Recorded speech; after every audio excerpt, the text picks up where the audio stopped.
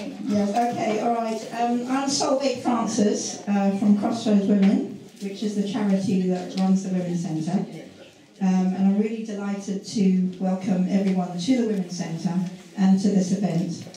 And we're really glad to be co-hosting it with women of colour in the Global Women's Strike, because Selma, who has written the concluding chapter of the book, which is celebrating the book that it's about, Beyond a Boundary, is a founder of the Women's Centre.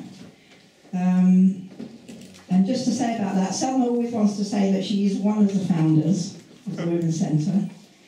But as one of the other so-called founders, I just want to say that without Selma, there would be absolutely no Women's Centre. We would not have conceived of it. Just to say, you know, Selma had already formed the Wages for Housework campaign in 1972, and then said, when I came around a bit later, said, well, we need a Women's Centre. And we went to look for one. And in those days, I have to say, it was a lot easier, because the first thing is we didn't say, well, we haven't got a grant, how can we do that? That didn't even cross our minds. And the second thing, there was a very lively squatting movement with a very big, you know, community spirit. So that, in fact, is the first place we went to. And, you know, when a place became empty, you know, the ethics really were that you passed it on to someone else. And that is how we got our first Women's Centre in Euston, and it was called the Wages for Housework Women's Centre. And that starting point, through all the different venues and name changes, that starting point, you know, of always, of recognising and valuing women's unwaged contributions on the land, in the home and in the community, that ethos has always, you know, imbued the Women's Centre. You know, that work for survival, and indeed for all the groups that women formed over the decades, you know, share that, you know, that ethos. And there's more information about that, you know, on the stall. And because of that, it also means that the Women's Centre has always been international, multiracial, and a caring centre. And collective self-help is, you know, another of our, you know, basic principles. Which again, you know, there's more information about that. The other aspect is that publishing, the other reason why it's really good we're doing is that in fact publishing has always been an important activity of the Women's Centre. And Crossroads Books is based here, and is to really, you know, get the word out about women's experiences, struggles, point of view, which other publishers don't want to know about, unless you pay them a lot of money. And there is a Crossroads bookstall here, where you can, you know, see some of those publications. And also to find out more about the Women's Centre, our history, there is a brochure. We also have a new website, thanks to Sarah Durham, who's here, which is very overdue. So we're delighted about that. And we're also delighted that, in fact, there's a new project that's just been launched about the history of King's Cross, which King's Cross Women's Centre was our home, that's what we called it, for many years, for 17 years, down in King's Cross. And we are, you know, very much featured there, you know, including, you know, the English Lecture of Prostitute, which has always been based at the Women's Centre of the Church Occupation. And you can go and see the exhibition down at St Pancras Library, and also online. I think there's a little bit of information down there as well. So that's a bit more information about our history.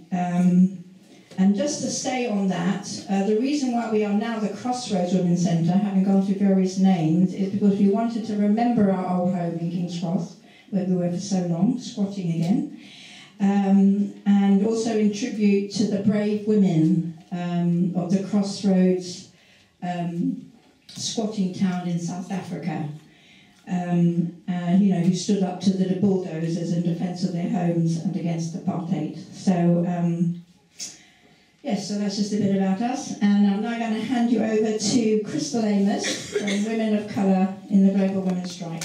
Yeah. Thank you very much, Solveig.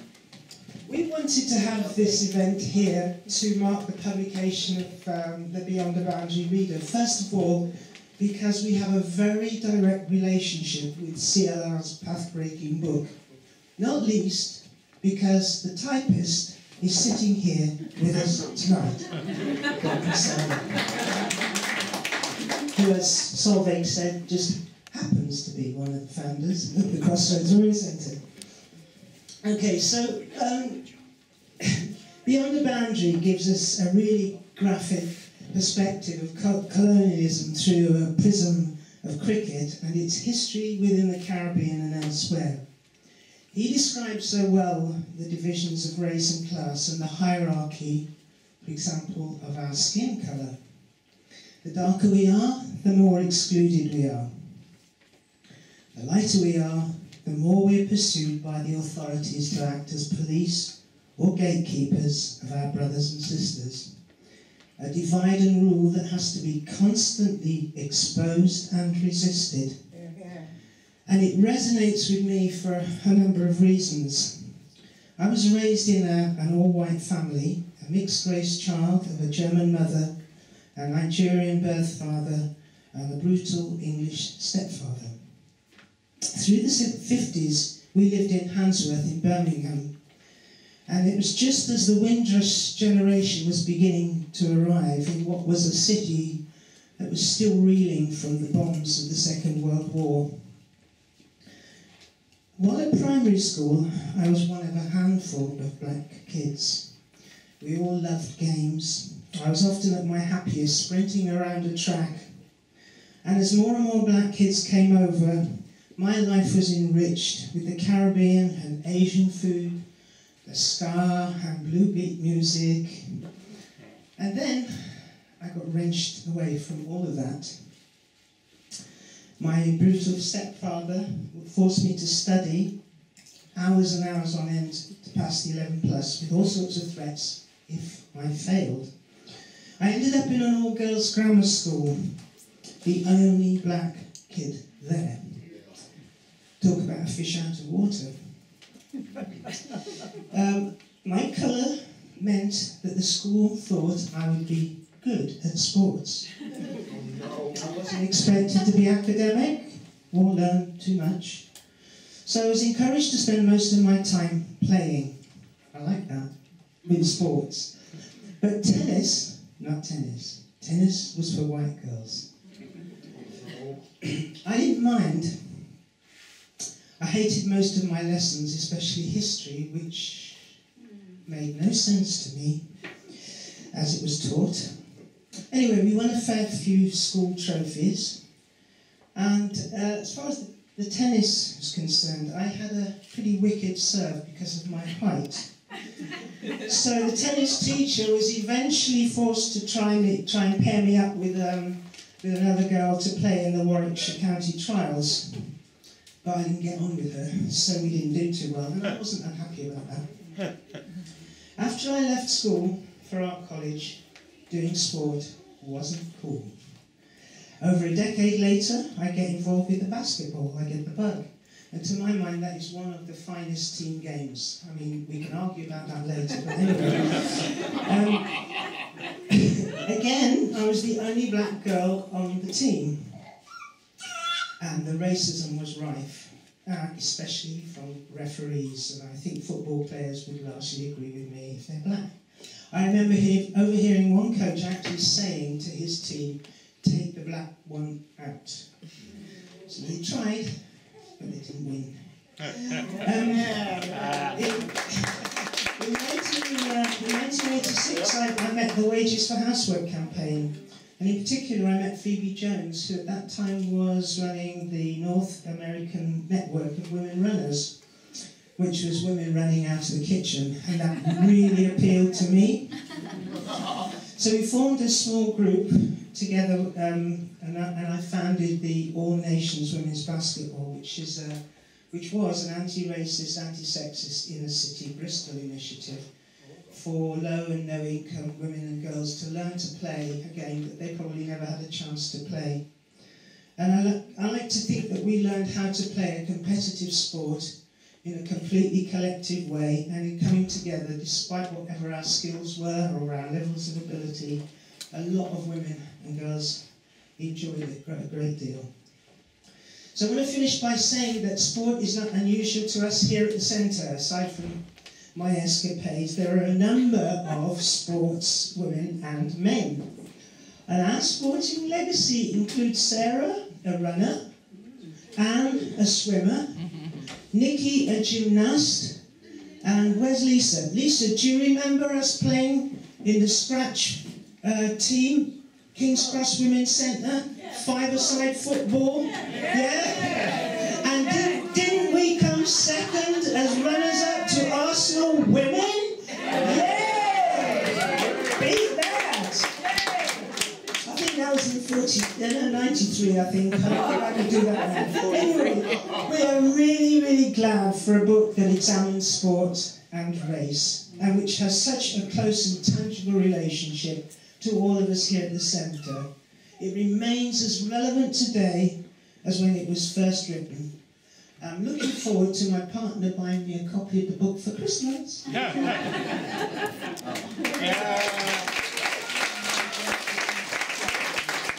Sorry, I tell you, I forgot another of our super players, and that's Giorgio, who is a fantastic table tennis player. Where is he? Yo, Giorgio, sorry about that. Okay, it gives me great pleasure now to introduce... I'm a cricketer. Come on, I'm going to out you all. We're getting to cricket, that's what that book's about.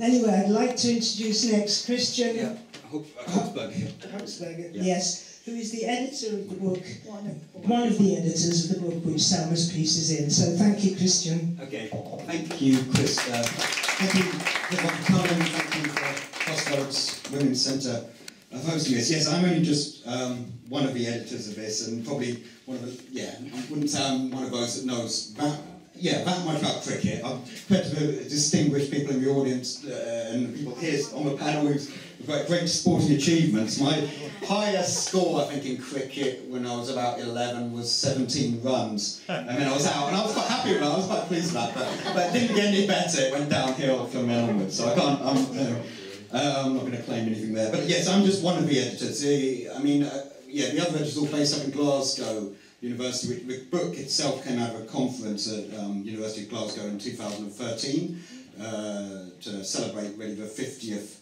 anniversary of Beyond the Boundary, published in 1963. We were, people like Andy Smith, Chris Gare, David Featherstone. Andy Smith in particular has written a great book on Selma James and the study of culture, and he did most of the work, I think, with this particular project. But unfortunately, they can't get down here. We were going to call the book Beyond the Boundary at 50 because that was the name of the conference. But by the time academic publishing was quite a slow business, by the time it came out, it was this year, so it would have been Beyond the Boundary at 55, which didn't quite have the same ring to it. So we put the earlier title, sort of Marxism, Colonialism, and Cricket, in front of it. Because partly that it does kind of sum up some of the important themes of work, but also the MCC bit was a subtle, subversive, big, what the Kremlin of cricket, as I think someone once called it, the MCC Marylebone Cricket Club. The book itself, Beyond the Boundary, is obviously an absolute classic. I've got 2005. It was voted third in a list of the top 50 sports books of all time in the Observer Sports Monthly, for example.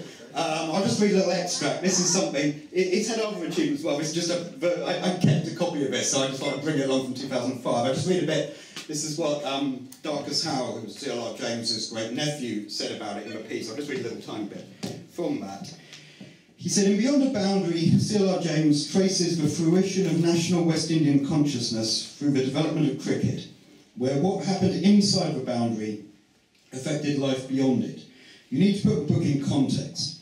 He was writing in the late 50s and early 60s, when the Caribbean was a collection of disparate islands, all seeking freedom from their colonial status under the British. A few years later, Frank Worrell became the first black cricketer to captain the islands, an honour that had been wrongfully denied to his friend and hero, Leary Constantine. West Indies always used to have a white captain. That was a great moment. In cricket, you finally had something that stretched across race, class and generations. And it's not until you have a unity across those three divides that you can begin to talk of a national consciousness. Within a few years, all the islands had achieved independence. West Indians used to argue, rightly, that being transported from Africa deprived them of their ancestral heritage. Selma James turned that around and was saying, look what we've taken from the British, look how quickly, see how quickly we've developed. And then he goes on to talk about the current state of West Indies cricket, which was already looking a bit less great then, unfortunately. He says, it was 2005, he said, what makes the current state of West Indies cricket so desperate? Society has become atomised. The players who represent the West Indies today are not motivated by the forces of nationalism, but by those of globalisation and desire to earn even more money. I don't know what James would have made of our current plight, but I would have loved to have found out. Hope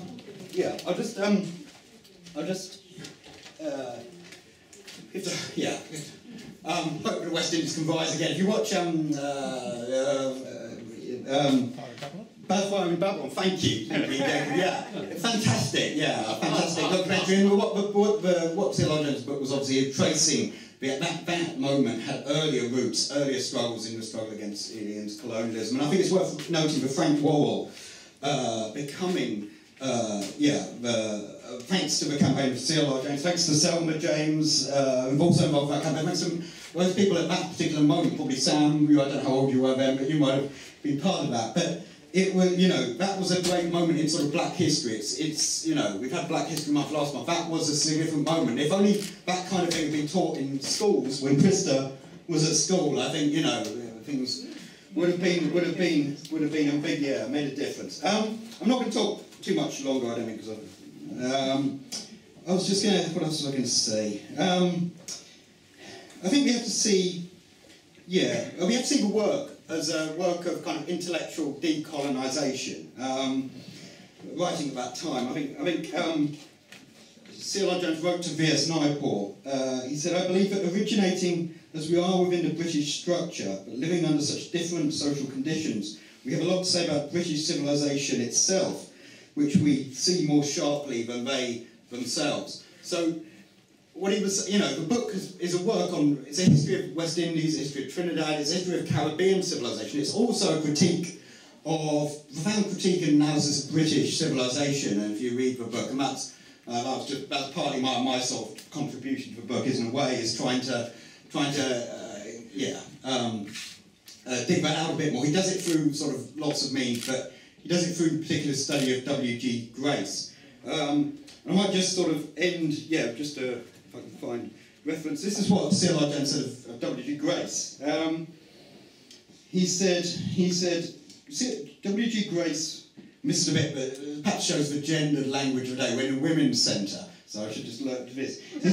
W.G. Grace was strong with the strength of men who were filling a social need. Except for commonplaces, we know as yet very little of the nourishment given to the hero by the crowd. Here it must have been very great. W.G. Grace's career was exceptionally long. Burly as the figure was, it was sustained and lifted higher than ever before by what has been and always will be the most potent of all forces in our universe, the spontaneous, unqualified, disinterested enthusiasm of goodwill and goodwill of a whole community. That sense of community and how that can, not only W.G. Grace was a kind of hero, became a hero to the emerging kind of, well, by then quite well established kind of industrial working class in Britain, who flocked to see him from all over. But, that crowd, that enthusiasm affected Grace as well. And therefore, Selma James was arguing that someone like that, had to be located within, if you want to understand Britain, social history, you have to see that as its importance. I'll end it. I'll just say that, the book, Beyond the Boundary, was it was about it was about a moment of challenging colonial power. It was also about trying to think about for what West Indian people were great. It's a moment of Windrush, you know, actually. It's a book that came out of Windrush. In some ways, that generation became Windrush generation, who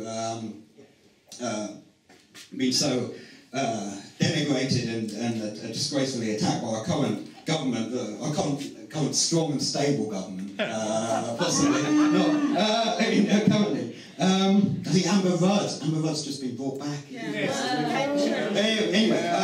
yeah. Well, we'll have Corbynism soon. Hopefully, general election Corbynism soon. But the work is it's about trying to think through what Britain might be like once the colonies are gone, once decolonization's happened, once the struggles for national liberation have happened, and trying to imagine what that would mean for Britain. And so he says explicitly, it's about striking blows against racism in Britain as well. And I'll just final thing I'll just say is that tomorrow, as you probably know, there's a big demonstration against racism and fascism in Britain. I think with the current climate of Brexit and free movement so under attack, when we've still got the scandal of Windrush and Andrew Rudd's still there, I think I'm sure you'll be there. But I just think if people can get there tomorrow, it's really important. I think to try and turn the tide against racism today.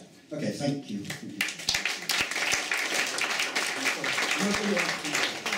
Thank you very much, Christian. I'm going to just vacate my seat so that Sam from Einstein can come and speak to us. Sam is Selma's son and was also raised by CLR. So I'm going to have him to tell you the story. I want to do that.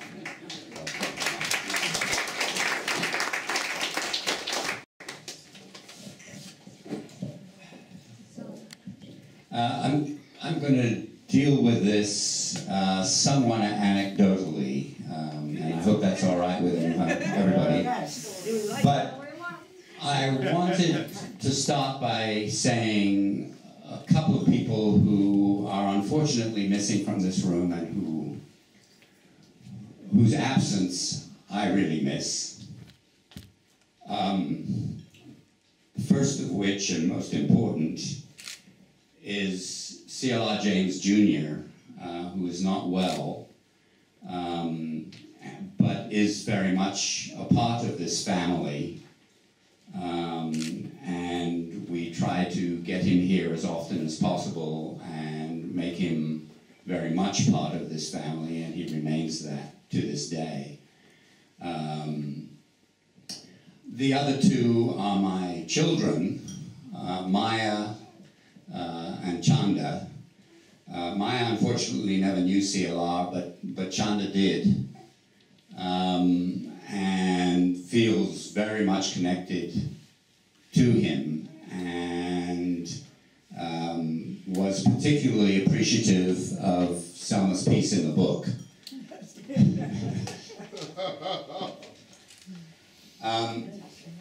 I wanted to start by saying a little bit about, I came to England when I was 6. CLR was, or Jimmy as I used to call him, became my stepfather at that point, and in essence he became my second father. I was very lucky, I had 2 fathers, and Selma today told me that at some point I had said, my own father, who never left the scene,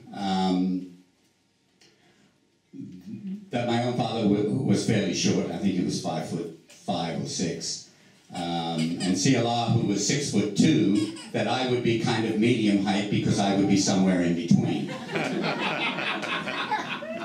My understanding of genetics at the time was limited.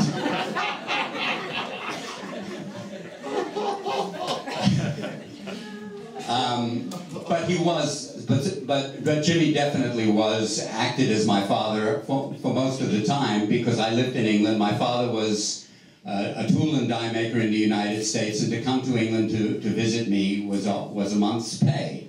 It was not something that happened easily, and one of the things I wanted to talk about was that none of us were rich, none of us had a lot of money. We were lucky. We lived in Hampstead, and in fact we lived in the last house on Parliament Hill before the Heath. So the Heath, in a certain sense, was my backyard. And you may think that that meant that we were living in good circumstances, but it doesn't. At the time, what it meant was we were living in a place with no fridge,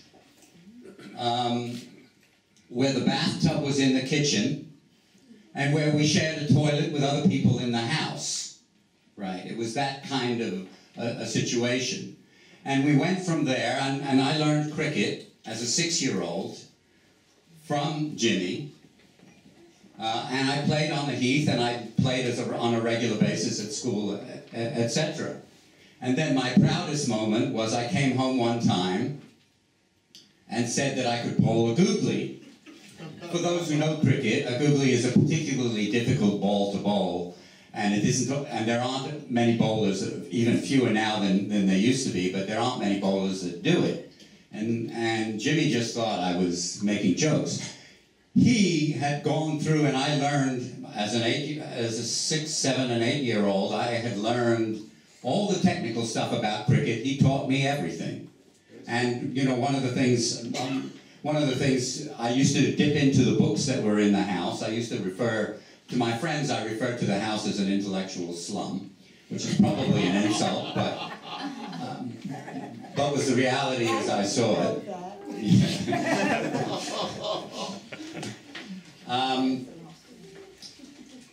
But I would dip into the books, and one of the books that was there was Great Batsmen, their methods at a glance. And I had a lot of difficulty with that because the book clearly was not about the stroke a glance. It was about something else, and I misunderstood it completely. But he taught me all the technical stuff. I knew what a glance was. I knew what a cover drive was. I knew what it meant when you lifted your head when somebody was bowling to you. I knew what a googly was, etc. And I came home and said I knew how to do a googly. And he said no. And we went out to the Heath, and I bowled him out with a googly. I think that's probably an exaggeration in the sense that I did fool him and the ball went past his bat, but I think it probably would have missed the off stump. The break was too big. We went from there to Spain, and we spent 6 months in Spain, which was where Beyond the Boundary was semi-finished. And we went from no fridge to no stove. That's a bit of an exaggeration. We had a coal stove, a charcoal stove. I'm not sure whether we had electricity. Did we have electricity? Yeah. We did have electricity. Yeah.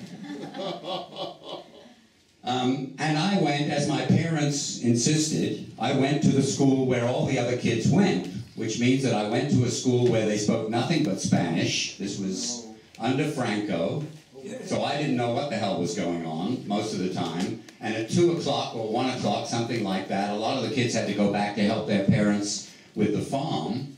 And I stayed there with the other kids who didn't have to go help their parents with the farm. And I said catechisms for the next hour and a half. Nice Jewish boy goes to Spain and says catechisms.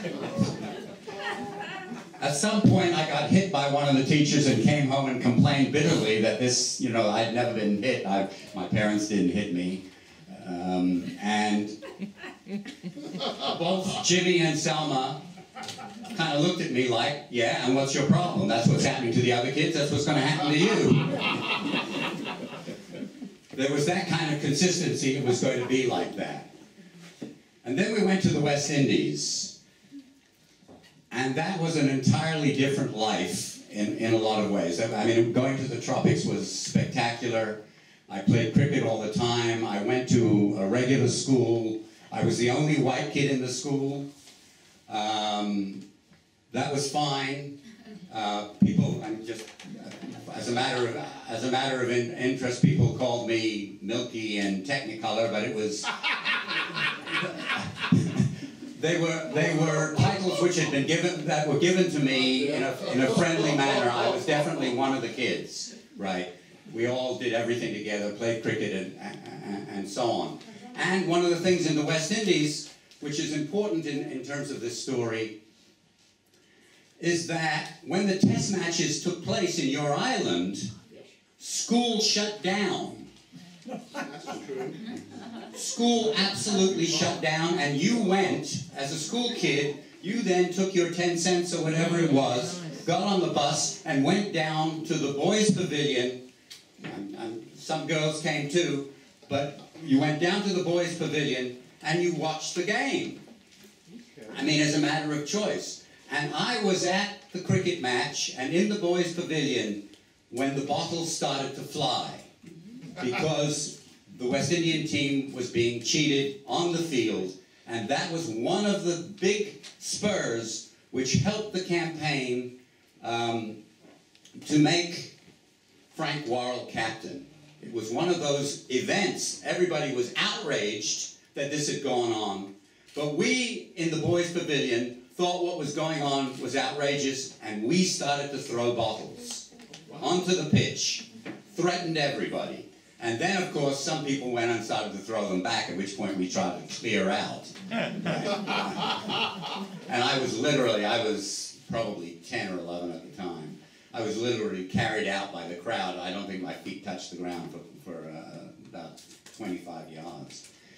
But it was one of those moments, and I was part of that, and I was part of all the marches that we took about the independence around the University of Woodford Square, as we used to call it, because that was where the education of people took place by the party, where people learned about what was going on and so on, where CLR spoke from time to time, where Dr. Williams spoke, and where the national movement was centered in a lot of ways. I also helped with the newspaper, getting out the newspaper, which made the case for Frank Worrell.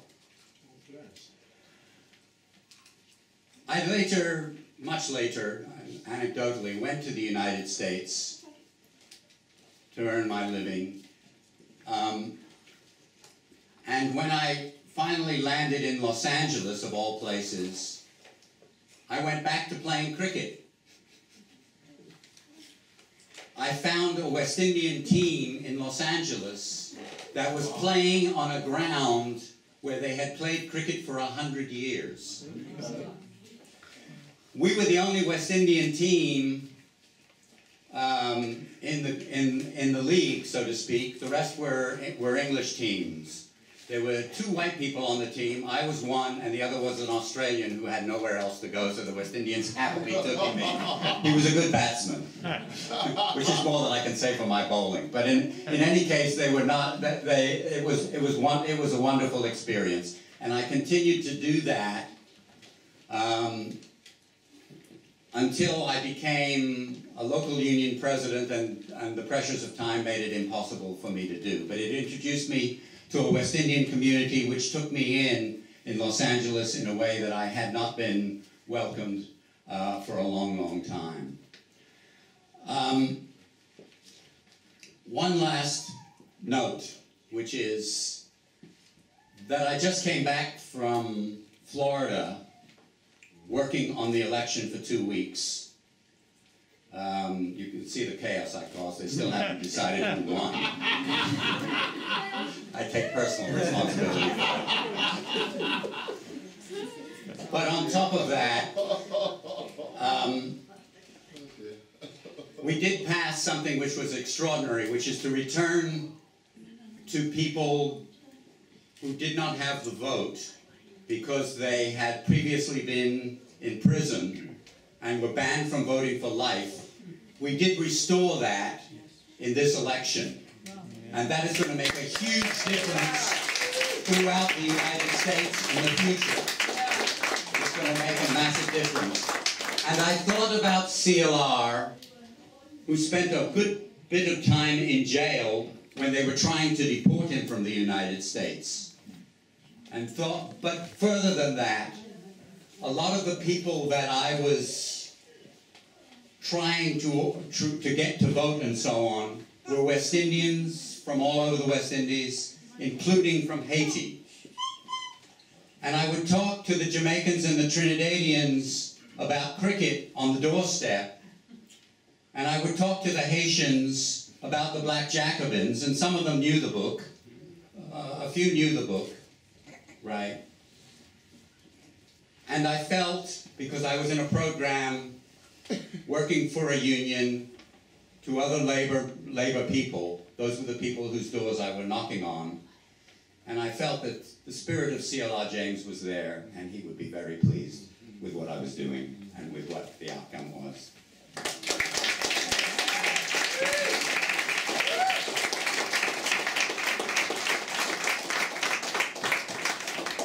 Thank you, Sam. That was wonderful. Really. And I also now, I've got the great delight to introduce Selma James, who without a doubt, there wouldn't have been a Beyond the Boundary without your work, Selma. As well as many other things, which I hope you'll tell us about. Thank you. I have to be because of my eyes, this is the woman who holds my notes, which I can't read. What's the first one? Yes. I want to correct one or two things that are in the book and other people's essays that I think is useful. Theodore Jimmy isn't here to defend himself, and I always feel that I'm his defender. That's well said. And so I have to make some corrections from time to time. Mistakes made by people who didn't know him and who have not grasped the man. That is, each person is a whole individual and often has a point of view which is reflected in everything they do. And this was absolutely true of CLR. There are other things which I exclude from my general view because they're not basic. But fundamentally, I have a view of him which I try to propagate. And the first thing is that some people have talked, not in the book I don't think, but elsewhere, about the fact that CLR made a Marxist analysis of cricket. Now, he was a Marxist, and I will explain what I mean by that in a few minutes. But if you are a Marxist, you don't make a Marxist analysis. The Marxist analysis comes up from the material and hits you in the brain. That is, you don't impose a structure, you find out what that structure is. You find out what it's trying to say and how much it succeeds in saying it. And CLR could not make a Marxist analysis. Everything was a Marxist analysis. That is, his mind was Marxist. Now, it wasn't all his life. I have to say, in 1947, CLR began to study Hegel, and he studied Marx. And the result of it is a book which he said was his best work, but which is not available, called The Notes on the Hegelian Dialectic. Every year I ask the publisher, and will this year be the year when we see notes published? And they say, next year. But I really feel that we have to have that book. It was his best work. It was when he discovered real Marxism, what Marx was about, what he was trying to say, and what he was trying to do. And it's a point of view which is absolutely valid, in my view, and I think other people will agree with me when they have the proof in their hands. in the form of this book. Okay, so the Marxist analysis does not describe his relationship to cricket. His relationship to cricket was, first of all, he loved it. And the rest followed from that. Okay. And then there's someone else in the book that speaks about that that there is the technique of cricket, and then there is the, what did she say, the anti-colonial and something to do with identity. That was no part of Nello. He was never into, never could not be into identity, but he was into technique. And he was, the point that the book makes is precisely that it is the technique, the way you do things that describe what you do and why you do it. That's what you call a Marxist analysis. Okay, thank you. Okay. Next point.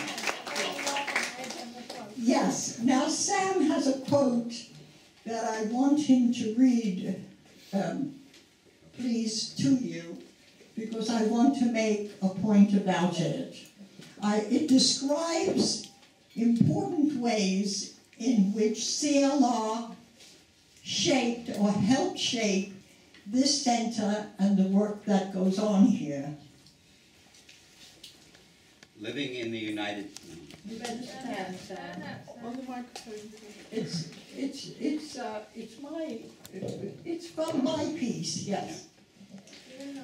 Living in the United States, he initiated a bold experiment, creating a political organization that was based on the experience, insights, and instincts of grassroots members and their networks, rather than on those of formally educated people who invariably assume leadership. That's the center. Yeah. That describes succinctly what we try to do and who we are and who we want to continue to be. The core of this center is not looking for making a career. This is the career. It doesn't come with much money, but it comes with much satisfaction and much changing of things as much as possible in the world that surrounds us and that chokes the life out of us. And that's what CLR learned from Marx and from Hegel. That is the method that Marx used to make the discoveries that he did. And that's what enabled him to build the organization of which I was a member, where I learned that method and thirsted for it. It was the most exciting thing that I had ever heard or seen, to build an organization of grassroots people who shaped it, even perhaps when they didn't know they were shaping it. It was their view and their instinct and their direction and their experience and their ideas, all of our ideas together, which made the organization, which is now, 46 years old. We have not died on the way. We have been reborn constantly. And CLR has a lot to do with the fact that this is our point of view, our perspective, the way we view things, and the way we always grow as a result of our contact and working together with each other. What's my next point? Yeah. Okay, what do we know? Yes. A lot of people make a lot of the phrase stolen from an English poet, what do they know of England who only England know? That became in CLR's book, what do they know of cricket who only cricket know? It's a profound statement, and people have commented on it, but it is a non-academic statement. It is an anti-academic statement, because what academia tends to do is to take a part of the truth and study it, and often, too often, without reference to any other part. And then it puts it in language that you can't understand anyway. And the influence of academia in the modern world is terrifying. Really? Because the reality that we know is contradicted by the official view of our experience. We also have a big problem with academia. You do something, they analyze it wrongly, and put it about, and they publish a book on it, and then they do a television program, and everybody believes what they have just said, because all of the media, all forms of media are at their disposal to fundamentally lie about us. You know, and a lot of government policy is covered over, papered over by academics who first of all find out how to torture us and then tell everybody that we're having a very good time. Now, we are very dependent on the academics. I have it before me an academic who is helping us to publish a book that was written in English, to publish it in Swahili, where it tells the people who speak Swahili about their history, which has never been told except by an Englishman who worked alongside them for some years. I'm talking about the book Ujamaa, which is on sale in the back, about the 17 socialist villages in Tanzania, which had pay equity, various other things, which was way ahead of everything else that we know about that was happening in the world at that time in the 60s, that we know about. Knowing that I didn't know about that makes me believe that there's a lot of other things we don't know about because we are dependent, so much dependent on academia. So it's not study we're against, it's not knowledge we're against, it is that the knowledge must be the knowledge that we have as individuals and as particular sectors and as communities and as workplaces, you know, wherever we gather, and as women's centers, you know, that knowledge is really the knowledge that we want to communicate with others. And we don't want people who tell us our story based and shape it based on what's good for their career. We don't want that. We have to stop it.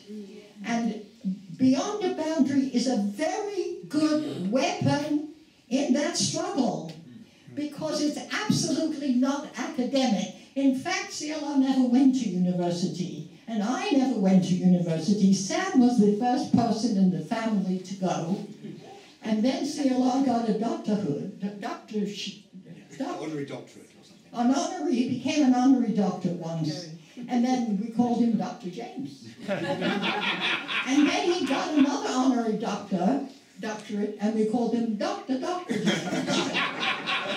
etc. We didn't take it too seriously.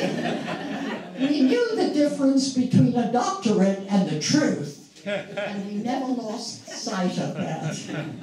Okay, what else have I got here?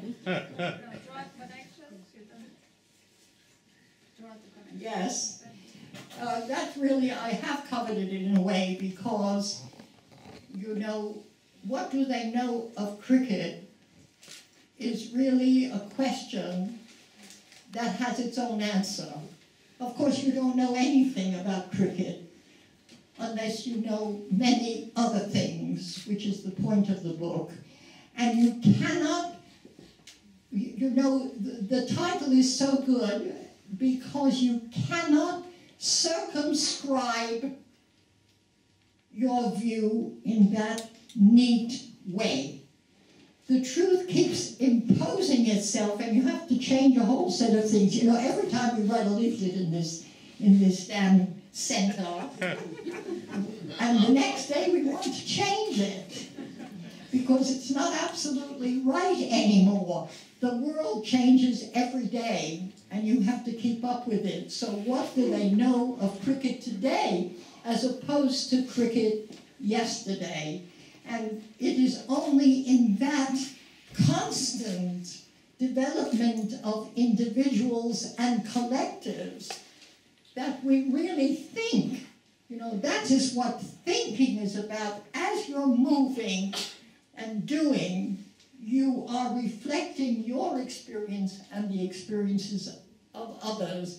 You draw out the connection, and it was CLR's view that really intelligence was drawing out the connections.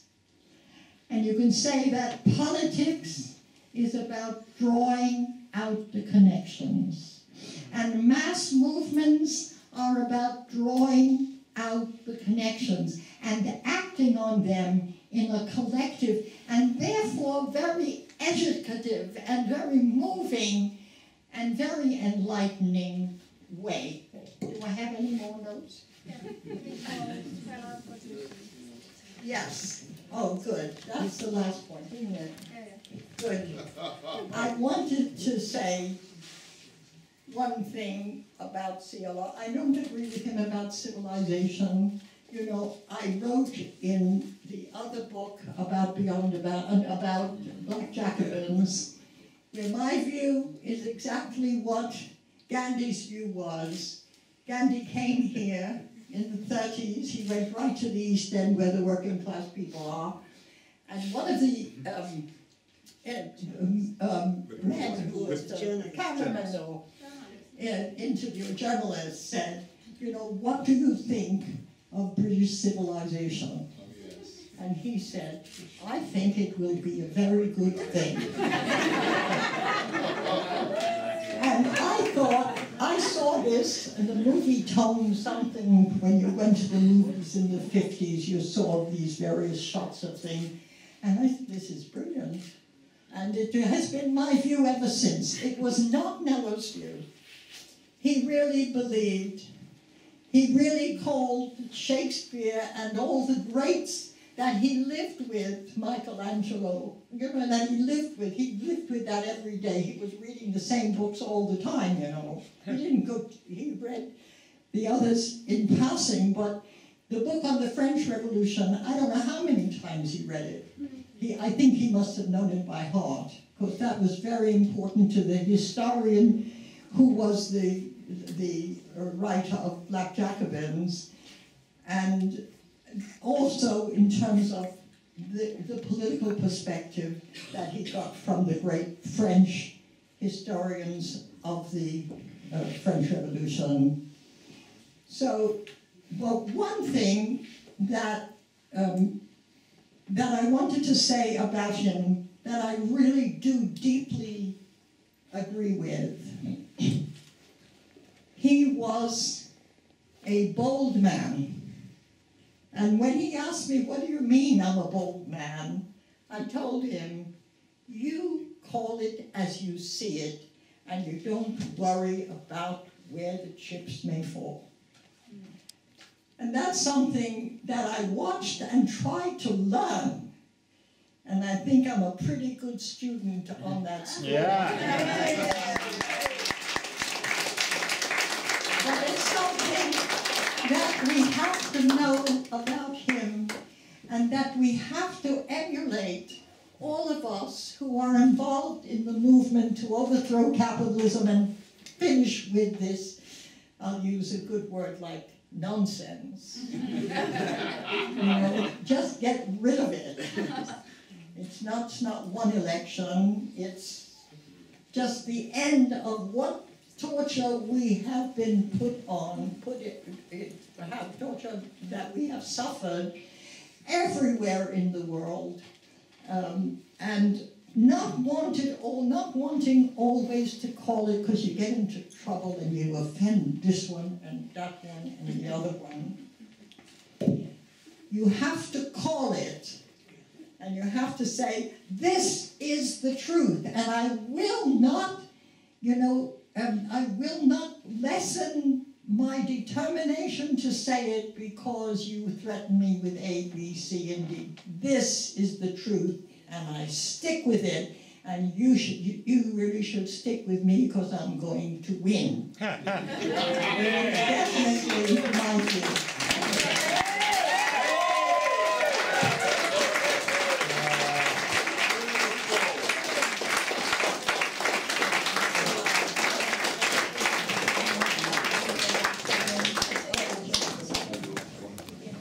Wow. Whoa, geez. Come on, man. It's only fair to open up for discussion. We've had so much to fertilise our minds, as they say in this country, that we, if anybody really, seriously, people have some questions or comments, please, now's the time, before we hit the bottle. You see their hands going I can't see any hands, come on! There we go. Yeah, look, there's one right there.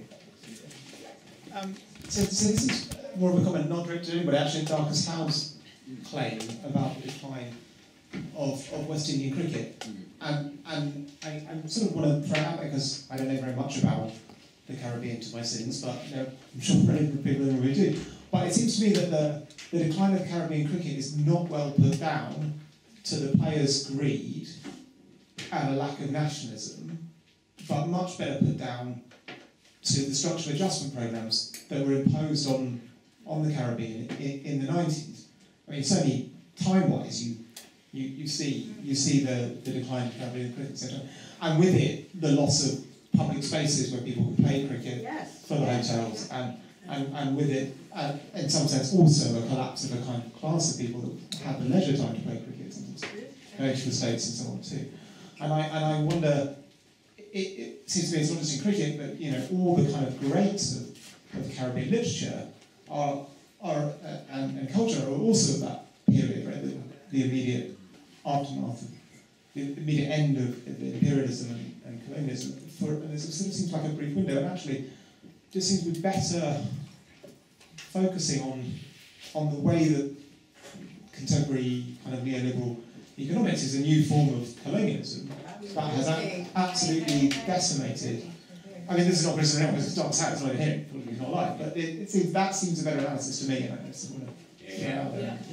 Very good. Thank you, Jacob.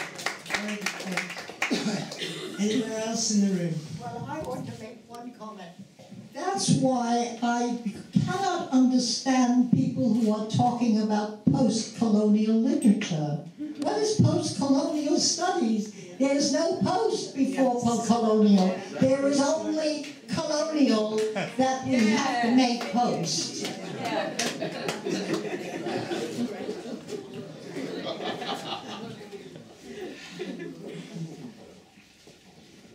I don't see any hands. Oh, I do. Paul. Okay, Wait for the mic. to give. Well, I can. No, it's for the film. Right. It's for the film. Sorry. Oh, that's okay. Good, thank you. Thank you. I'd like to give my own story of a childhood and a love of cricket. At the age of 10, I was sent to a boys' school where the cricket coach was an ex-Leicestershire player, Could you just come forward? and he was also the Latin master. In class, we had two boys of colour. If one of them made a mistake in Latin, he would bellow at them, "Get back to the jungle, boy." Oh, yes. This was the 1950s, you'll remember. I didn't learn any Latin from him, and I learned precious little cricket. So why do I love cricket so much? I learned my cricket from a comic, from a boy's comic. Because every week I seized that comic and I went straight to a strip cartoon. A strip cartoon about all the techniques of batting, of bowling, of fielding. And I learnt, and I would go out and use them. And the author of that strip, he's forever been my hero, you've already mentioned him, was Leary Constantine. A wonderful, wonderful man. And everything that I love about cricket I owe to him and that comic. Thank you.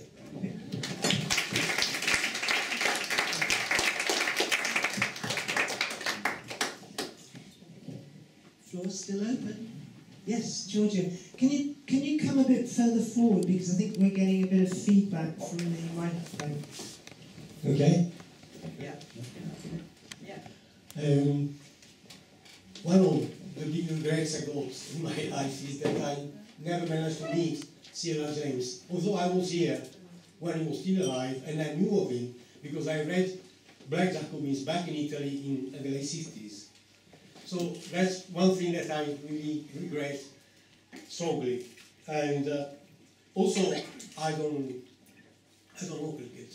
You know, I barely know the rules. But that book, Beyond the Boundary, I read it twice. Once in '76, I bought it for £1.10p from Folio Press, which I think should be also named tonight because they gave a big contribution to the campaign. And I read it then, and I reread it until a few days ago. And I really advise you to read it because I'm just talking about the style, okay? It makes you want to know George, Saint-Hill, Warren, Constantine, because the image he gives of these people is extraordinary. There is just a sentence about George, who was a great bowler, okay? He was saying he was not playing with hostility, he was hostility himself, which was an extraordinary definition, okay? Now, the other thing I wanted to know, and I know that people know, is not just the table tennis, but also I'm a hooligan, I'm a football fan. and I thought, you know, I don't think that I like football in a way that Sila would have liked it. Because I like football because it's a place where everybody cheats and dies. It's against democracy. And this is what people are about. The people I know. Everybody does. You can look, you know, you see what happens in society, and this is what happens. And football is corrupt as it is and all the rest, a portrayal of that. So that's, I want to leave it like that. Thank you for that, Giorgio. Yeah, hand of Madonna. Maradona, sorry. Anybody else with a... Yes, Anne. Can you give Anne the mic? Thank you. Okay, I have to confess I don't know anything about cricket, but reading Beyond the Boundary, which I did many years ago, was a complete revelation because it was a political approach to sport. And it was the first time I'd ever read, really, a political approach to sport, which really put sport in its context. Because very, very often, sport is completely... I mean, okay, I know there's, you know, the boycotts in relation to anti-apartheid and all that, but there's very little discussion about the politics of sport in all different sports. So I think it is a fantastic book. But I'd also really like to recommend to people Selma's piece in the anthology, whatever it's called, sorry, the book, because Selma's piece really puts together the writing about sport in a whole context of what was happening in the 60s in relation to music, in relation to politics, in relation to race, in relation to class, and it's a really holistic view, which I really appreciate, and it really reminded me of when I was a student in 1973, going on strike in the philosophy department at Sydney University to get a women's studies course because there wasn't one. and we weren't allowed to have one because in those days women's studies was really not acceptable in academia. So we went on strike anyway. We got a women's studies course, and one of the books that we read was The Power of Women and the Subversion of the Community. And shortly after that I came to London and found Selma.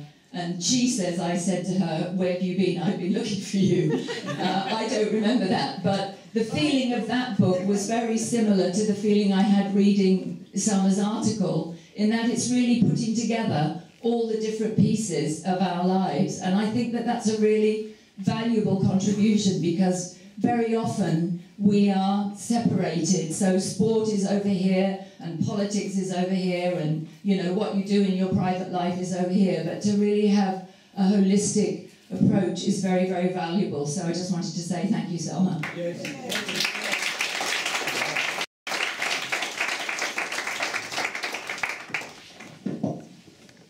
Any more? I think we're ready for One brother at the back. Yeah. Oh, and another hand just popped up. Whose was that? I'm just pointing towards. Oh. I just wanted to share something really, because just in email communication with someone called Richard Blackett, who's an academic at Vanderbilt University. Last night. Can you Just come forward. back or back? Forward. No, forward. Yeah, forward. And Keep going. keep going. Okay. You're good. You're good. You're fine. You're fine. Yeah. Stop there. Stop there. And he was talking with Leary Constantine's daughter. Sorry, should I just walk around? No, don't. Please. Yeah, and he was talking with Leary Constantine's daughter last night, and she said that she was talking about a man called Alfred Charles, who was a footballer. He came from the Caribbean. He was a footballer for Southampton, and sorry. Sit yourself down, just relax. Right.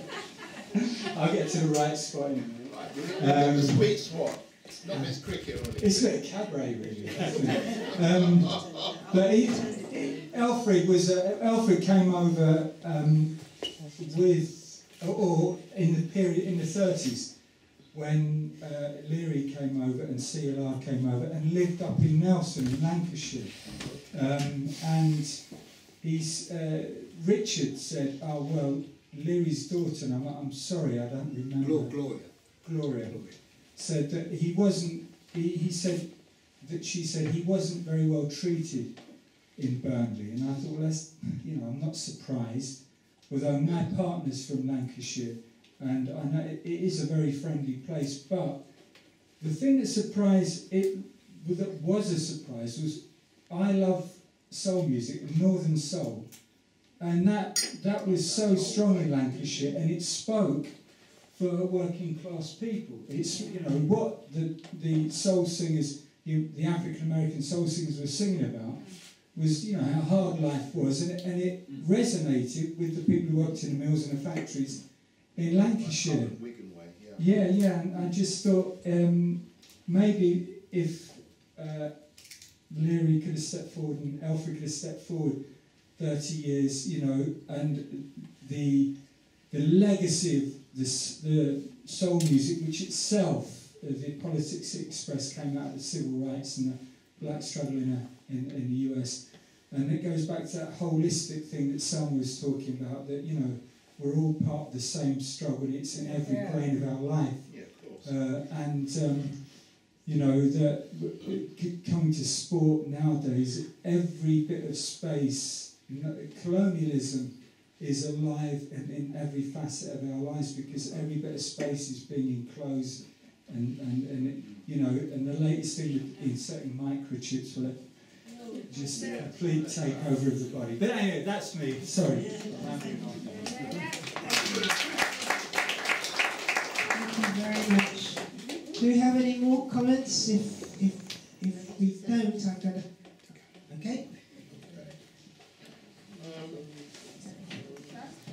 I have to say, as somebody who grew up in Finsbury Park in the 70s and 80s, I do remember, you know, the pride with which the West Indies were like held. You know, I was like a kid and growing up in Finsbury Park in the 70s, and like, you know, you like be fixing up your little Airfix model kit, whatever. And I'd hear my dad screaming down the stairs, and I like, you know, run down there, and I find Michael Holden or Malcolm Marshall was like bowls of England bowler, clean through the middle stumps. So I used to think, what's the point of that? Why is he screaming like that? This is my dad, you know, he's now 85. But I think people like that generation of West Indies cricketers up to about 1995, you know, you go to work, you'd be experiencing what you were experiencing, and these people were like your champions. They were the people who were like representing you on the cricket pitch, you know. I can remember as a child, you know, watching the West Indies fans, and not just the cricketers themselves. They were expressing a part and a Britain that people now really don't understand. You know, I can remember like years ago seeing a picture of, I think from the first Cricket World Cup final in 1975, because the National Front threatened to bomb Lords, and somebody actually made a banner, or a group of people made a banner saying, "This is the bomb," and the bomb was a cricket ball. You know, which is quite an amazing thing to say, but it would make the point. You don't have to sort of, what's the word? I'm trying to find the right word. Apologies and everything, you know, ongoing middle age and all that sort of thing, you know. But it was the point that was made that you are here and you are here to stay and you're not going to move. Nothing's going to budge you. You're here. You're making a point. You're here to stay. You're not going to change. Nobody's budging you. Yeah. And given what's happened now with Windrush, the fact that, you know, these people thought, oh, you know, we can just like pander to the lowest common denominator. We could just use these people, you know, we had them come over and do the jobs that weren't, but the so-called local community or the native community weren't going to do. You know, my dad was a builder, my mum was a nurse. My mum came here in 1962, you know, who was the Health Secretary? Enoch Powell. And that's something that's not known. It's amazing. People say, oh, Enoch Powell's our hero. But they don't realise that Enoch Powell was the Health Secretary. He brought over 18,000 people from the Caribbean, India, and other Commonwealth nations. And that's not known. That's like ignored, which is amazing in itself. And when you tell it to the sort of people who, you know, I like to call them Tommy Dickers because they're like Tommy Robinson supporters. Yeah. You know, they don't know this. This is their history. It's not just my history, it's their history. The commonality that they share with not just people of my age and of my generation, but people of their own age and their own generation. Yeah. You know, and that's why CLR's book is so important, because it talks about that period of British history when the change is beginning to come about. The fact that the Britain that these people have always sort of, you know, harked back to. You know, I always like have a phrase for it, which I sometimes use when I'm on my Facebook page. I always call it EDT, you know, Empire Deprivation Trauma. You know, they claim for a past that's gone forever. You know, they claim for a past they don't really know about. Yeah. And they really should know about. You know, when I was a kid, growing up, you know, in North London in the 70s and going to secondary school in the 80s, you weren't taught this history. You have to find out about it for yourself. And it's so important that kids now and the generation that are around now find out about this history, because it's vital to know that, because how are you going to create a future that includes everybody if you don't know what has happened previously? Yeah. I'll leave it at that. Yeah.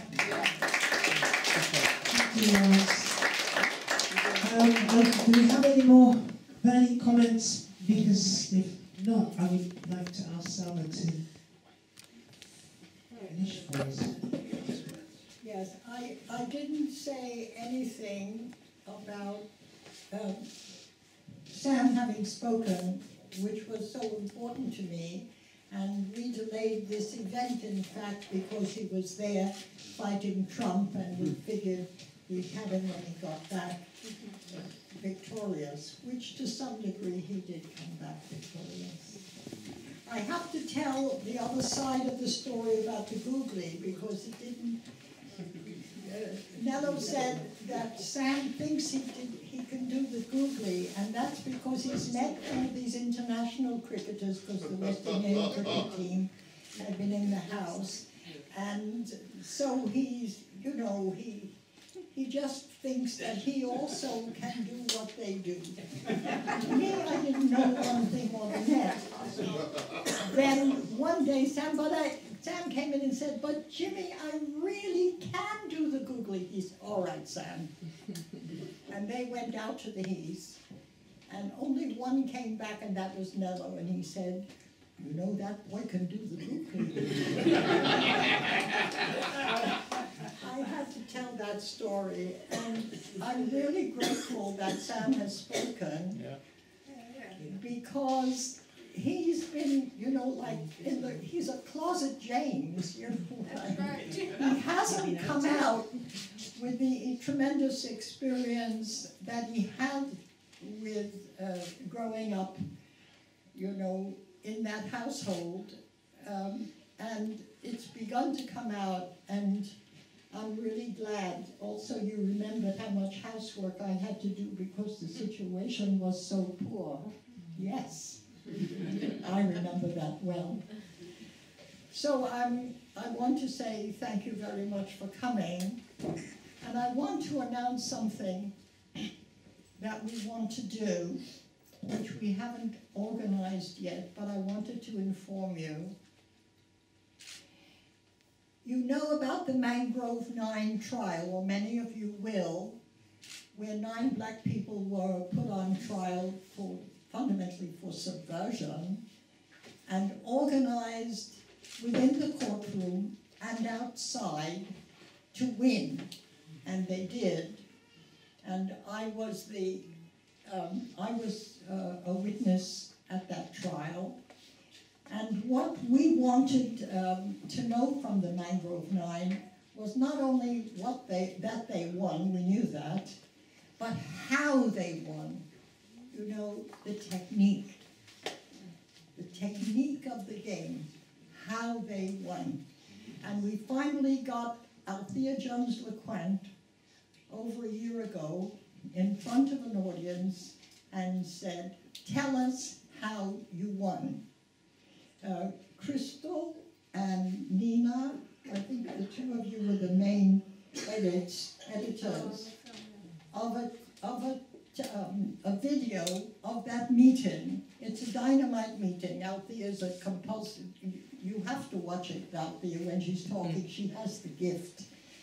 And that was a benefit for Haiti, that meeting, and we want to show it.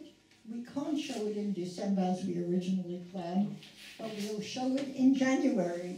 And if you're interested, please let us know, because we'll let you know when it's showing, and it's going to be another benefit for Haiti. We benefit from the Haitian Revolution. I mean every single one of us. That's what you call civilization, if I can coin a phrase. And I hope that you will come and see the story of the Mangrove 9, how they won, when we show it in January. Some of you are here at the center for the first time, and you are most welcome, as is everybody. This is a crossroads, and we like it that way. Thank you again for coming.